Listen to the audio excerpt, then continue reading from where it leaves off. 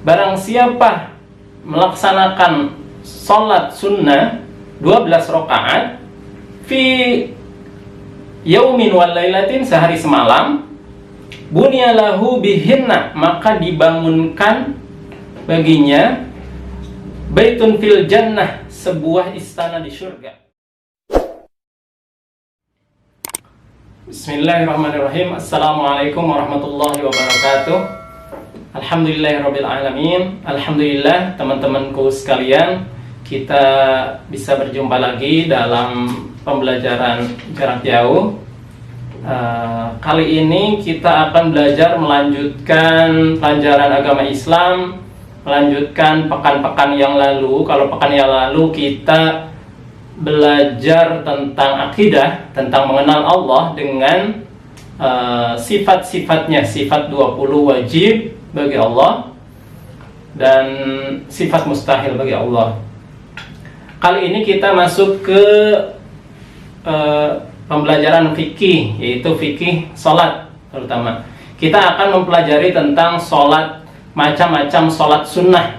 Kalau sholat fardu kemarin di kelas sebelumnya sudah kita pelajari bersama.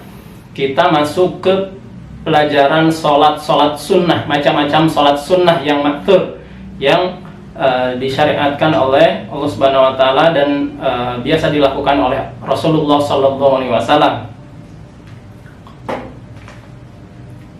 Yang pertama harus kita pahami adalah fungsi dari sholat sunnah tersendiri. Itu salah satu fungsinya adalah pelengkap, sebagai pelengkap dari sholat fardu, ya, sebagaimana dalam hadis Rasulullah SAW. Rasulullah SAW bersabda, sesungguhnya amal yang pertama kali dihisab adalah tentang sholatnya, ya. Kemudian Rasulullah menyampaikan lagi, Allah Subhanahu Wa Taala berfirman kepada para malaikat, lihatlah hambaku, sudahkah ia menyempurnakan sholatnya? Kalau sudah, beri dia nilai sempurna, beri dia pahala sempurna. Jika belum, jika masih ada kekurangan, maka lihatlah apakah dia melakukan sholat sunnah atau tidak. Kalau dia melakukan sholat sunnah, berarti sempurnakanlah pahalanya. Jadi insya Allah kalau kita sholat wajibnya ada sedikit-sedikit kekurangan, tapi kita melakukan sholat sunnah, insya Allah bisa sebagai pelengkap penyempurna sholat wajib kita. Yang pertama adalah sholat sunnah yang pertama yang akan kita sampaikan adalah tentang sholat sunnah rawatib yang mengikuti ke sholat fardu. Kalau dari segi bahasa, rawatib itu adalah jamak dari kata rotib. Rotib itu berurutan gitu ya. Jadi yang mengikuti, yang berurutan dengan sholat fardunya, yang mengikuti sholat fardu. Kita ada sering kita kenal dengan qobliyah sebelum sholat fardu dan ba'diyah, sholat sunnah setelah sholat fardu.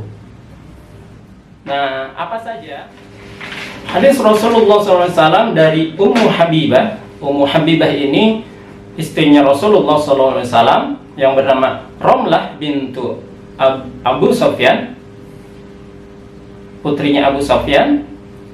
Man shalla Ifnatai asyrata raq'atan fi yaumin wal lailatin bunyalahu bihinna baitun fil jannah.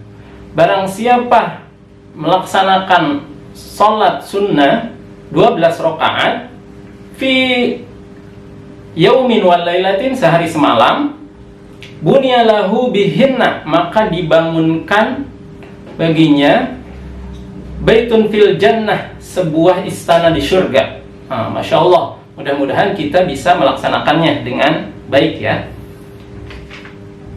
Setelah Ummu Habibah menyampaikan hadis ini, Ummu Habibah berkata, aku tidak pernah meninggalkan sholat 12 rakaat ini setelah aku mendengarnya dari Rasulullah SAW sampai akhir hayatnya.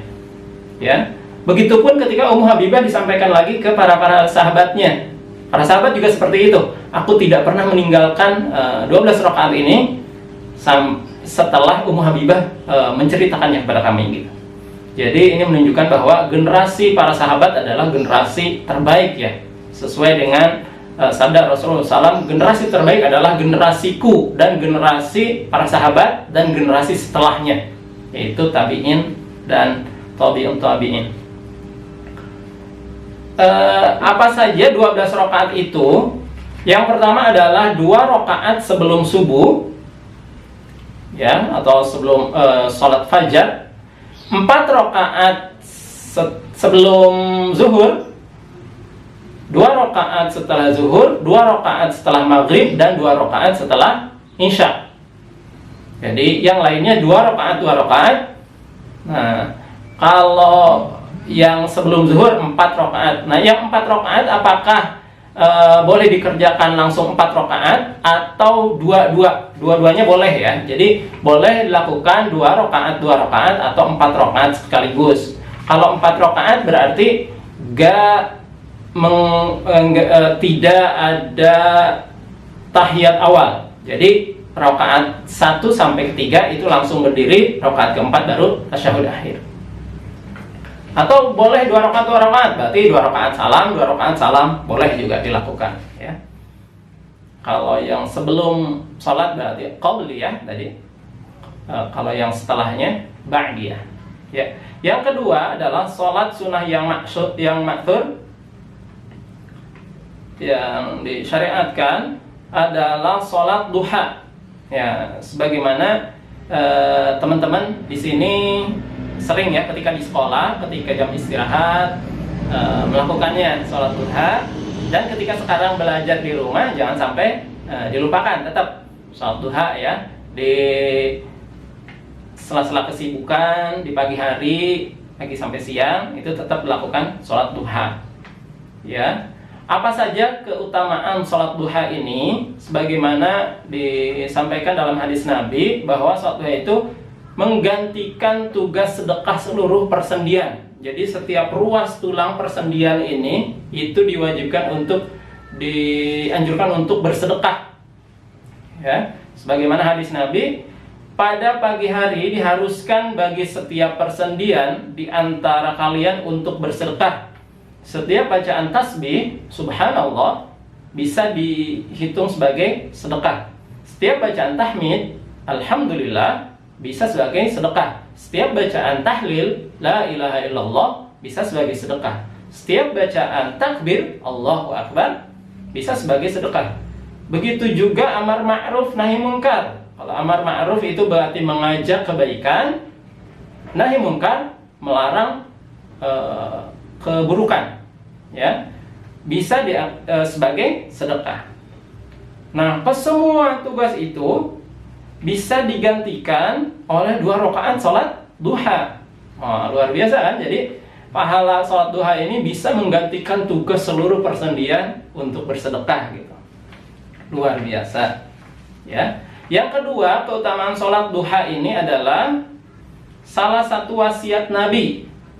Dari Abu Hurairah radhiyallahu anhu, Nabi mewasiatkan kepadaku 3 hal. Yang pertama adalah puasa 3 hari setiap bulan, salat duha, dan salat witir sebelum tidur. Jadi salat duha itu termasuk salah satu wasiat Nabi yang mudah-mudahan kita tidak meninggalkannya.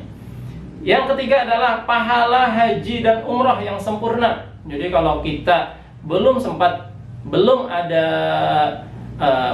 panggilan belum ada kesempatan untuk haji dan umrah, maka dengan salat duha itu sudah setara dengan mendapatkan pahala haji dan umrah. Yang berikutnya adalah termasuk salat awabin, yaitu salatnya orang-orang yang kembali taat, salatnya orang yang bertaubat. Kapan waktunya? Waktu salat duha itu adalah ketika matahari naik 1 tombak. Jadi ini matahari terbit. Nah, pas matahari terbit itu dilarang untuk sholat, ya, haram untuk sholat. kasih jeda dulu ketika matahari naik 1 tombak. Nah, di situ sudah masuk waktu sholat duha. Jadi masuk 1 tombak itu sekitar 15 menit, ya. Jadi sekitar 15 menit setelah matahari terbit itu boleh melakukan sholat duha. Kapan batas akhirnya? Sekitar 15 menit sebelum zuhur, waktu zuhur. Ya, jadi lumayan panjang waktunya untuk melaksanakan sholat duha. Kapan waktu terbaiknya untuk melaksanakan sholat duha? Yaitu ketika matahari sudah mulai terasa panasnya. Nah, itu dalam hadisnya seperti itu ya. Ketika anak-anak unta mulai merasa kepanasan, dia tidak bisa meletakkan perutnya di tanah, di pasir itu, merasa kepanasan. Jadi sekitar ketika kalian sekolah, berarti jam-jam istirahat itu sudah matahari sudah mulai terasa panasnya. Nah, itu melaksanakan sholat duha terbaik. Kenapa disebut terbaik? Karena ketika itu orang-orang lagi sibuk. Bisa lagi sibuk bekerja, lagi sibuk belajar, lagi sibuk main. Tapi kita ada orang-orang, kalian misalkan melakukan sholat duha, mendekatkan diri kepada Allah, itu pahalanya luar biasa.